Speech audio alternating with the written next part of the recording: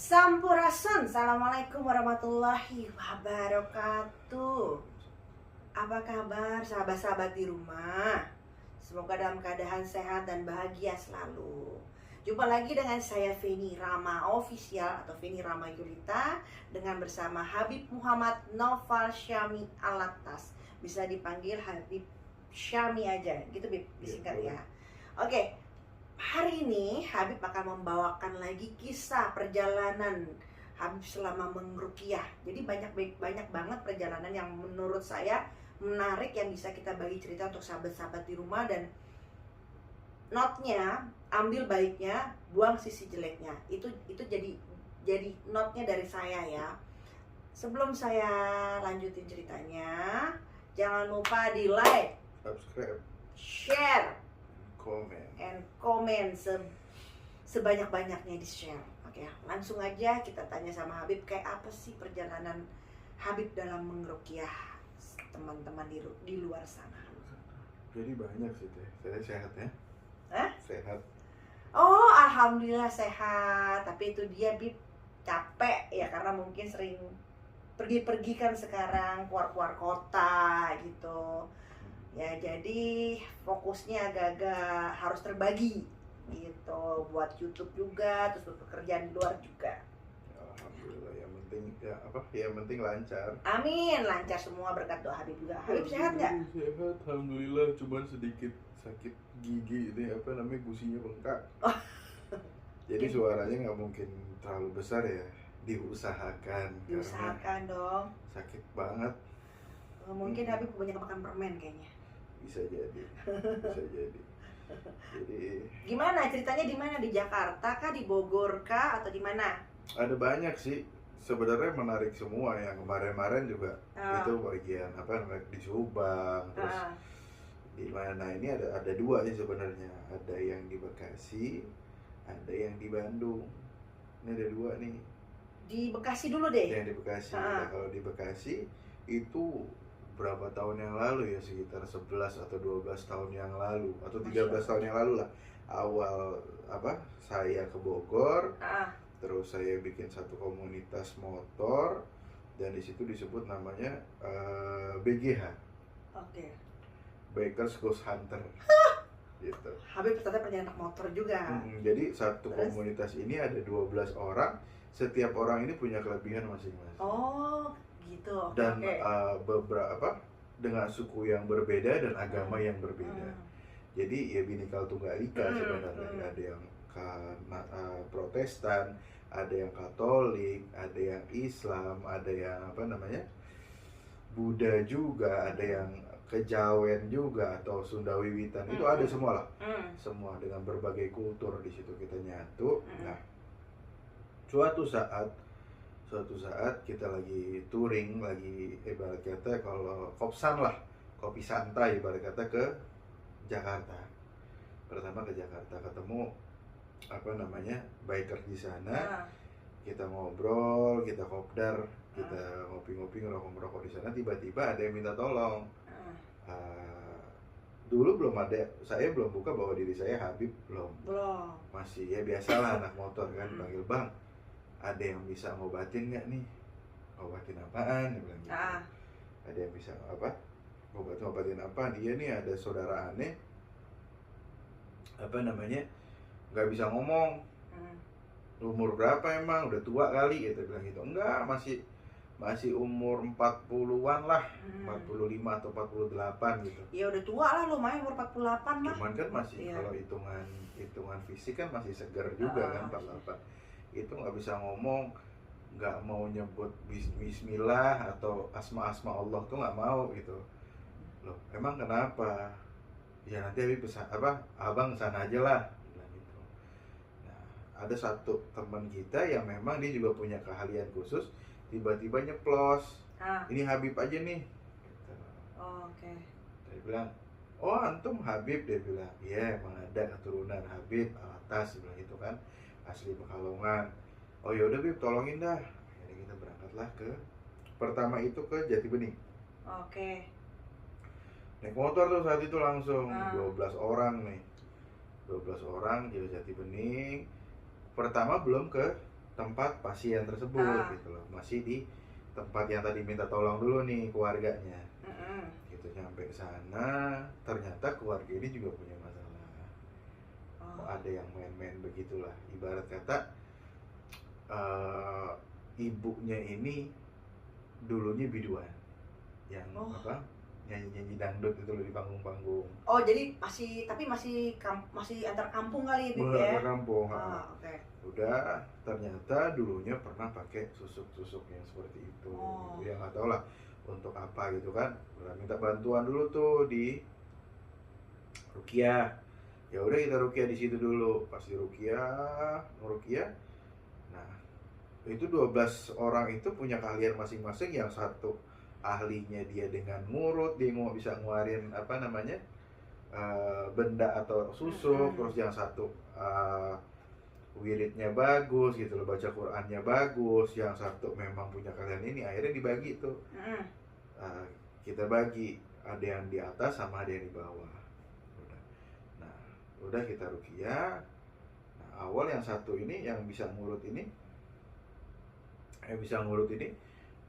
tiba-tiba megang tangan sebelah sini dipegang sama dia, terus sama sininya nih, sinilah dua sini dipegang sama dia, kesakitan si ibunya ini. Ibunya ini kita bilang apa namanya, zikir terus bu, la ilaha illallah gitu kan, la ilaha illallah terus, la ilaha illallah. Tiba-tiba lah nggak tahu kenapa di luar itu ada orang, jadi rumahnya halaman, terus apa namanya rumah gitu, udah nggak ada tetangga jauh lah ibarat kata. Oh, jadi bukan rumah yang dempet-dempetan gitu ya? Ada halaman besar gitu. Kita masuk, subhanallah, saat kita lagi proses itu nggak tahu dari mana ada burung perkutut gitu, atau burung apa sejenis perkutut atau tekukur gitu, itu nabrak tembok rumah dari depan. Tembok rumah depan. Aku bilang, kenapa itu, apaan tuh? Dicek sama teman-teman, burung bib, dia bilang, burung bib, coba lihat burung apaan, burung tekukur nabrakin dirinya ke tembok depan lah. Ada apa nih, gitu kan, ada apa sih, kita cek lagi, kita terusin apa namanya ruqyahnya. Itu tiba-tiba plafon atas rubuh kayak bolong gitulah. Oh ya, langsung tuh tiba-tiba langsung. Nah, yang jaga, kenapa kita suruh jaga di atas, surat itu pas rubuh itu ada satu benda bungkusan putih, cuman udah kotor gitu kan, segenggam tangan lah, jatuh tuh, langsung teriak, Bang Mo. Jadi ada yang manggil Bang Mo, ada yang manggil Habib. Bang Mo, apaan nih, plafon atas jatuh gitu kan, bolong. Ya udah dicek ada apaannya, ada bungkusan putih, dia bilang gitu kan. Akhirnya ya udah ke bawah deh semua, ke bawah semua. Nah, yang itu kita masih fokus sama ibu-ibu ini. Tiba-tiba dari kamar ada yang gebrak pintu, keluar anak yang perempuannya teriak-teriak. Udah dewasa, ada suaminya juga, udah dewasa. Pokoknya suaminya kaget lagi tidur, tiba-tiba ngebuka, teriak-teriak, marah-marah. Ngapain kalian di sini, gitu kan? Jadi kayak kena-kanak ya? Kena-kanak ya splitterannya. Udah buka pintu, sama anaknya didobrak, langsung dipegangin sama teman-teman kita. Yang dari atas tuh langsung pegangin. Akhirnya bingung nih, yang mana dulu? Dari yang ibunya saya lepas, tapi masih dipegang diurut itu. Kita yang ngurusin anaknya dulu. Anaknya udah teriak-teriak tuh, ngajak berantem, dipegangin sama suaminya juga. Suaminya nangis-nangis saat itu, takut karena mungkin bingung. Akhirnya udah selesai. Pas selesai anaknya, si ibu itu muntah. Napas dipegang ininya, itu keluar kayak apa, jarum segini lah, tipis gitu ya, Bib? tipis banget, 2 biji, sebelah kanan sama sebelah kiri. Udah selesai. Warna perak. Oh, warna perak. Oke. Warna perak. Udah keluar. Sama di sini Hmm? keluar kayak berlian, cuman kecil. Oh, ya Allah. Segini nih.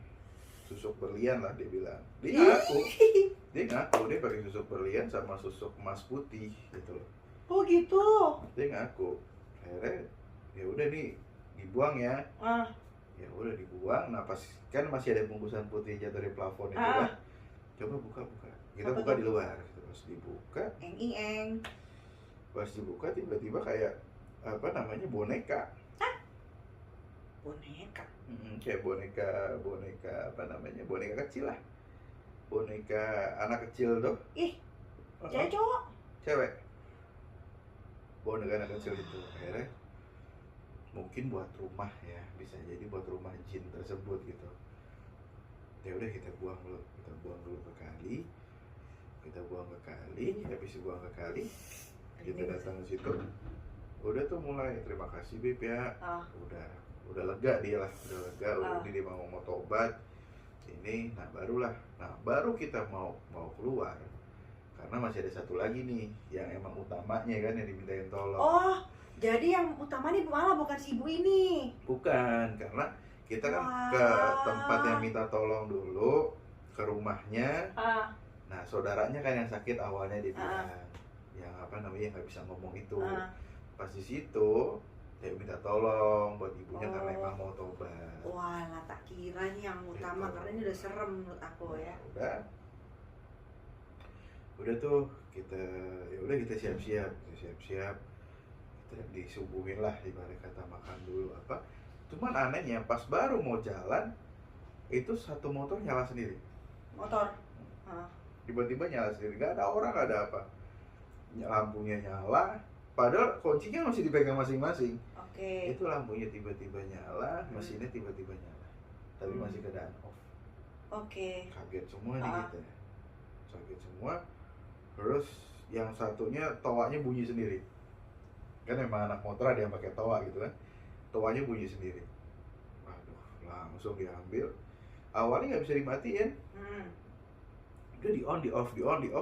Tetap aja nggak mati-mati. Akhirnya udah bismillah lah, kita pasrah sama Allah. Kita doa bareng-bareng sebelum berangkat. Nah akhirnya mati normal lagi. Oke. Normal lagi, ya udah kita minta izin, kita jalan ke tempat yang itu? Yang utama. Kita touring lagi tuh 13 motor dianterin sama yang ini gitu kan. Nah, ibu-ibu tuh berarti udah beres, Bib? Udah beres. Nah, kayak barang-barang kayak apa namanya, Bib, yang berliannya, terus apa yang di sininya tuh dibuang? Dibuangnya kemana? Ke kali tadi sama yang boneka tadi. Oh, oke, langsung ya, pokoknya Langsung. dibuang kayak gitu ya. Oke. Langsung dibuang. Terima kasih, barulah kita jalan ke tempat yang utama. Saat perjalanan tempat utama itu banyak kejadian, yang ada yang mau kecelakaan lah, ada yang matanya tiba-tiba burem gitu. Sampai kita berhenti dulu. Jadi sekitar dari rumah ibu tadi sama rumah yang utama awalnya minta tolong itu sekitar 30 menit lah, setengah jam. Lumayan, naik motor setengah jam tuh lumayan jauh berarti ya? Lumayan. Itu ada yang kita berhenti dulu. Mungkin setengah jam karena kita berhenti mungkin ya. Oke. Kita berhenti dulu karena tiba-tiba teriak gitu kan. Ada yang buram matanya tiba-tiba. Jadi kita berhenti dulu. Kita minum dulu apa. Akhirnya, sampailah di tempat yang ini. Pak Joko namanya kalau nggak salah. Pak Joko dan Pak Jono. Terus? Pak Joko baru kita nyampe. Yang saudaranya itu masuk, ketok-ketok apa namanya, oh ya udah masuk, kita masuk. Nah Pak Joko tuh tiba-tiba duduk, dari tadi tiduran tiba-tiba duduk ngeliatin kita, cuman nggak ngomong nggak apa-apa, cuma duduk aja. Itu udah ya kencing di situ, berak di situ ibaratnya. Nauzubillah min dzalik. Duduk kan. Diem aja. Nah baru kita tanya sama istrinya, ini gimana Bu awalnya gitu. Terus saya nanya pekerjaannya apa ini. Oh iya Beb, dulu bapak ini bos dangdut lah ibaratnya. Oh, bos dangdut. Bos dangdut. Oh, dangdut tuh ada bosnya ya? Ada bos dangdut, Oh. terus tukang nyewain sound juga, pokoknya satu paket lah. Oh, jadi kayak antar desa-desa, kota-kota, kampung-kampung masih di sekitar situ gitu. Oke. Nah, terus bapaknya pernah pakai sesuatu hal nggak? Ah. Nah, begitu istrinya nggak tahu saya. Ini juga tiba-tiba udah sebulan tiba-tiba jatuh. Tadinya sehat, sehat bugar, tiba-tiba jatuh, terus jadi begini udah. Nggak mau minum, nggak mau apa, udah diobatin kemana-mana nggak bisa. Ya udahlah, ya udah Bu, saya bukan mau sombong mau apa, kita di sini datang ke sini cuma emang disuruh saudaranya ibu gitu kan. Ya udah, kita proses tuh. Ada yang 12 orang ini megang lah, ibarat kata pegang-pegang, ada yang baca surat, saya suruh lo baca surat ini ya, lo pegang ini, akhirnya kita mulai. Nah yang ada satu orang itu tiba-tiba begini, jadi dia kalau interaksi tangannya begini, kita megangnya tangan geter, kita panggil dulu tangan geter, tangannya udah begini gitu. Kenapa lo di sini Bib? Ada barang, dia bilang kita di sini ditunjukin semua. Kita minta izin, Bu, kita bongkar ya rumahnya. Ya udah silakan. Benar tuh, di belakang di belakang lemari itu ada barangnya, kayak golok. Terus di atas plafon di kamarnya itu ada keris segini. Jadi yang ditunjuk itu ada barangnya semua. Akhirnya kumpulin dulu. Pas dikumpulin, ini bapak ngamuk terus. Coba ya kita tes. Saya minta air, saya bacain zikir, saya bacain ayat Al-Quran, saya kasih ke bapaknya, nggak mau diminum. Cuman kalau air biasa diminum, cuman air yang ada bacaannya nggak mau minum dia, panas katanya. Pokoknya lidahnya kebakar dan melet terus. Pas dipegang tuh melet kayak anjing gitu. Astagfirullahaladzim. Jadi lidahnya tuh dikeluarin terus, wah gitu. Udah, kita itu pokoknya nyampe rumah itu tuh sekitar jam 10 lah. Jam 10 kita 10 proses. malam? Jam 10 malam. Oke. 10 malam kita proses. Dia melet sampai kencing di situ. Iya kan? Pakai pempes tadinya, cuma dibuka sama dia. Pokoknya marah. Mintakan gaya lo, Pak. Apa namanya? Gitu. Nah, akhirnya jam setengah 12 si bapak itu tidur, kita istirahat dulu kan. Kita minta Bu, kita istirahat dulu. Ini udah belum, cuma kita istirahat dulu Bu. Istirahat, cuma saat istirahat tersebut ada satu perilaku dari ibunya ini nggak ngenakin kita sebenarnya. Bukan kita minta dianggap atau apa gitu loh, namanya tamu kan. Iya betul. Kasihlah apa gitu kan. Ini kita nggak, kopi ya kita beli sendiri. Bu. Gitu. Terus ada adab dikit itu kan. Terus udah nih, kopi kita ngobrol. Pas jam 12 tiba-tiba bapak itu bangun, jalan keluar. Saya bilang tunggu dulu, biarin dulu, ikutin aja mau kemana nih, jalan tuh keluar rumah. Ada 2 orang suruh tuntun itu bapak, udah ikutin aja kemana. Ternyata dia keluar rumah, dia lurus ada rumah kosong di situ. Jauh dari rumahnya nggak? Sekitar beda 3 rumah lah. Oke. Rumah kosong. Di situ dia ngontak-ngontak bumi dan teriak-teriak ya, wah gitu. Ngontak buminya itu pakai kaki. Pakai kaki. Ada hitungannya berapa itu? Nggak tahu, saya lupa. Pokoknya wah gitu. Nah pas digentak begitu, nggak tahu dari mana, dari belakang kita tuh, itu ada kelawar gede banget. Kelawar tuh pokoknya kalau kita hitung TV 60 inch ya segitulah. Lumayan. Itu berapa? Ada 4 atau 5. Itu muter di atas kita tuh, di atas bapak itu. Wah ya udah kita saya ambil air, saya minta garam, saya cipratin, langsung guyur ke bapaknya. bapaknya. Nah itu hilang tuh apa namanya, si kelelawar. kelawar itu hilang. Kita gotong, udah bawa masuk dah bapaknya, bawa masuk, kita zikirin lagi sampai bapak itu tidur. Oke. Tidur, kita istirahat. Cuman kita tidur ganti-gantian Oke. untuk jagain ini bapak. Mm-mm. Ibunya udah tidur, kita udah tinggal udah sama keluarganya yang lain. Gitu. Udah tidur dulu. Kalau saya di luar, jadi ada yang tidur di dalam di ruang tamu, Iya. ada yang di luar di teras. Saya di luar ngerokok, ngopi sama Dila saat itu. Gimana nih Beb? Ya udah itu lihat aja besok gitu. Bismillah lah, mudah-mudahan itu. Nah udah sampai azan subuh. Azan subuh saya sholat, saya bangunin yang muslim untuk sholat berjamaah, sholat subuh. Habis sholat subuh nih bapak belum bangun. Wah santai nih berarti, kita bisa istirahat dulu. Ya udah, saya tidur akhirnya. Jadi ada yang tidur, akhirnya saya tidur. Saya tidur, tiba-tiba saya dibangunin. Bangun, sarapan dulu. Yang bangun siapa? Si ada satu teman itu, grupnya Habib. grup kita ya.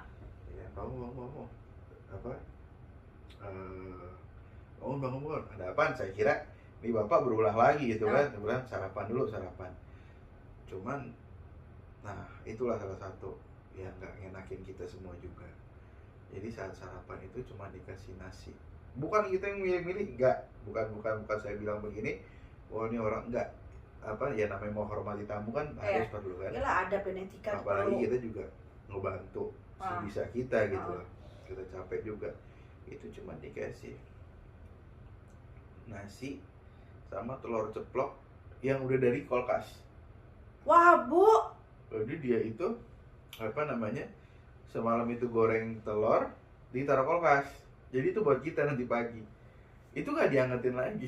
Wah Bu, lu bener-bener Bu ya. Udah. Ini kalau si ibu tuh nonton ngadi-ngadi. Sama kecap. Ya udah makan dulu deh. Gila ya. Saya bilang gitu, udah makan dulu. Kita ikutin. Itu anak-anak udah pada ngeluh. Kamu nih gimana kita nggak dihormat? Udah, kita di sini cuma bantu orang, saya bilang gitu kan. Bismillah lah. Jadi yang penting makan dulu. Makan. Nah, habis kita makan, bapak itu bangun tiba-tiba teriak. Wah, marah-marah lah, semuanya dibantingin. Soalnya dibantingin. Ya udahlah, saya bilang capek nih ngelihat tingkah anak-anak juga udah nggak ngenakin juga kan, karena nggak dihormatin daripada mau pulang semua. Dia bilang ya udah terakhir saya minta izin sama ibu, Bu, bapaknya saya ajak ke lantai 2. Saya bilang gitu. Tapi ibu di sini ya tidak boleh ada keluarganya ke atas ya. Istimewa, akhirnya digotong tuh. Digotong itu bapak sampai lantai 2. Habib sabar banget ya. Ya. Kalau saya mah ngadap manusia nggak ada adab dan etika mah udah deh. Apa namanya? Bye. Di antar ke lantai 2 sambil dipegangin. Itu udah marah-marah. Sambil dipegangin. Tak, lu pegangin ini. Pegangin bapaknya. Pas lidahnya melet, lu tekan lidahnya. Tekan gimana sih? Maksudnya D. Oke. Melet, lu tekan lidahnya. Lu bacain surat ini. Saat itu saya bilang ayat kursi lah ibaratnya. Baca ayat kursi, lo baca Quran surat Al-Jin, saya bilang gitu. Lo baca zikir ini, Habib, gue mau di kamar dulu sebentar. Saya ambil air, saya di kamar. Saya wirid. Yang lain ada yang megang kakinya, ada yang megang lidahnya, ada yang megang, pokoknya benar-benar kita full totalitas gitu. Full totalitas terus wirid itu sekitar setengah jam hampir 1 jam lah. Udah sampai itu tiba-tiba kayak ada dorongan di dada saya. Tak, itu hampir sempat mental. Wah kacau nih, bilang gitu kan. Ada apa nih? Ada saya wirid lagi. Datanglah satu sosok besar di situ. Besar, tapi bukan gondoruo. Dia nggak berbulu, cuman badannya hitam aja udah, sama matanya merah dan bertanduk 2 saat itu. Iblis. Bisa jadi. Jadi saya wirid terus, dia di depan aja wirid, saya wirid. saya buang air begitu hilang, saya langsung buka pintu, itu bapak juga lagi gini, saya tekan palanya, tak, saya baca surat An-Nas saat itu, langsung saya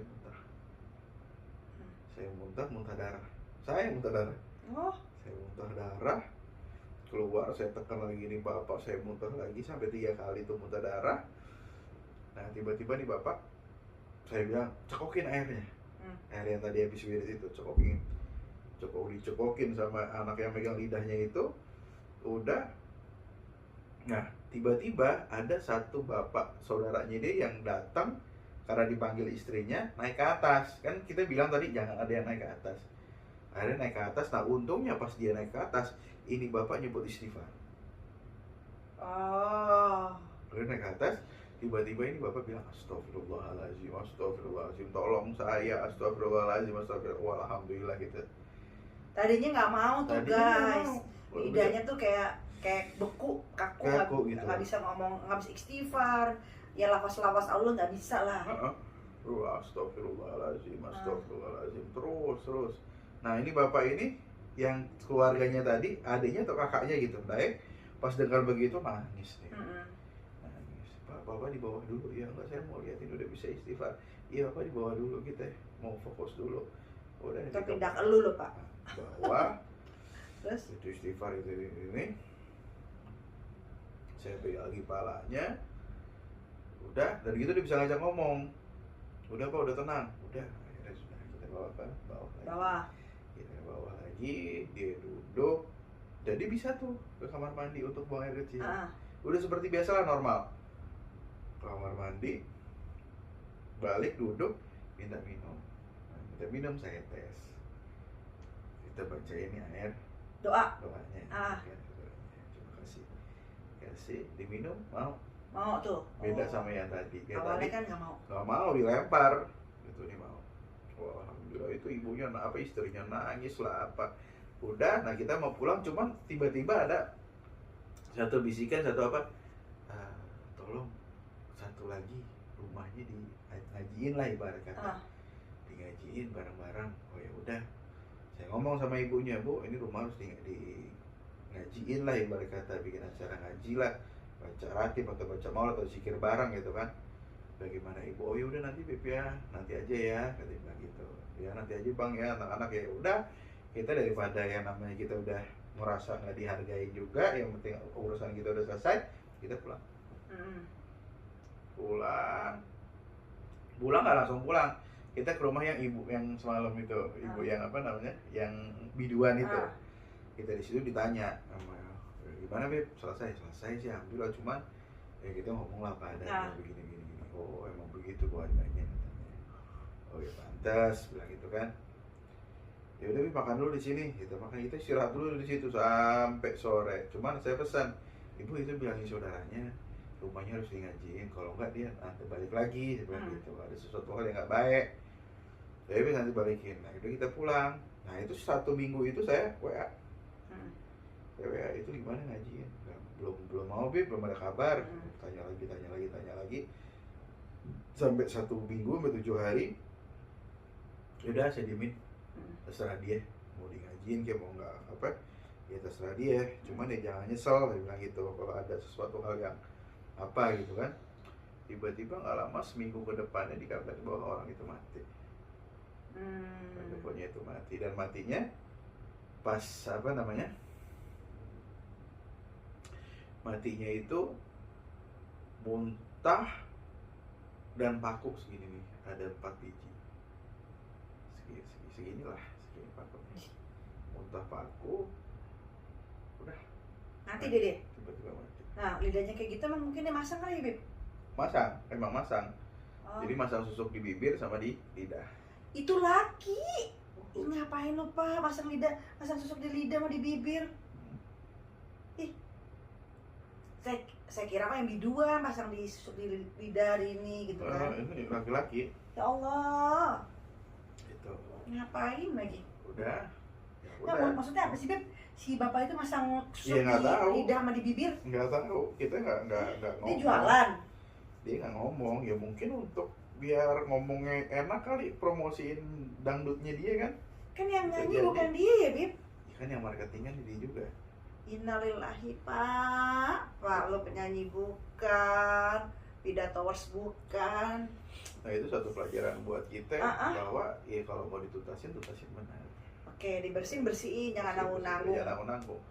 Terus saya dapat kabar itu apa namanya meninggal, terus kita diundang lagi buat ngaji, saya bilang nggak mau. Usah, bener. Dia bilang anak-anak juga udah mau males Beb hari ini, ya udah kita nggak kesono lagi. Iya. Dan ya udah kayak putus aja. Cuman kalau sama ibu yang videoan ini masih terus. Gitu. Oh gitu. Itu cerita kita yang di Bekasi. Oh, seperti itu teman-teman ya. Maka saya bilang notnya di sini bahwa ambil baiknya, yang tidak baik ya dibuang aja gitu kan. Ini pelajarannya kayak gitu loh. Tadi saya sedikit ilfeel ya, laki-laki pakai susuk di lidah sama di bibir, kayaknya agak-agak jijik dengernya gitu ya, karena mau ngapain laki gitu kan, seperti itu kelakuannya gitu kan. Ini lagi satu biduan gak jelas, pakai susuk juga kayak begitu ya, susah ya Bo ya, namanya juga jualan ya kan, sambil menyelam nyari mutiara. Sebenarnya kalau percaya dengan diri sendiri gitu ya, mau ngapain pakai gituan. Kalau ngerasa suaranya bagus dan penampilannya juga enak gitu, mau ngapain pakai gituan gitu loh. Faedahnya apa mau pakai kayak gituan? Karena pasti setiap sesuatu yang kamu pakai, sesuatu yang kamu gunakan hal-hal seperti itu, pasti ada konsekuensinya, pasti. Nah itu please gak usah pikir dua kali, langsung aja kalau ada yang nawarin. Enggak deh, sekarang mau ngapain? Kalau kekayaan kita dapat itu membuat kita nggak tenang, nggak enak juga hidup kayak gitu loh. Nah itu notnya dari saya, Feni Rahma Official. Dan tadi dari Habib, kalau ingin membersihkan sesuatu tuh total, jangan setengah-setengah ya kan. Dan adab etika juga, kita tuh orang Indonesia gitu kan, sebenarnya adat istiadat juga udah wajib kita jalanin gitu loh. Nah itu dia, tolong lebih ditingkatkan lagi adab dan etika, karena persoalan kecil itu bisa menjadi luas. Oke? Sampai ketemu di video Feni Rahma Official selanjutnya. Jangan lupa di like, subscribe, share, and comment. Share sebanyak-banyaknya. Hal-hal yang baik gak ada salahnya untuk kita bagikan. Assalamualaikum warahmatullahi wabarakatuh.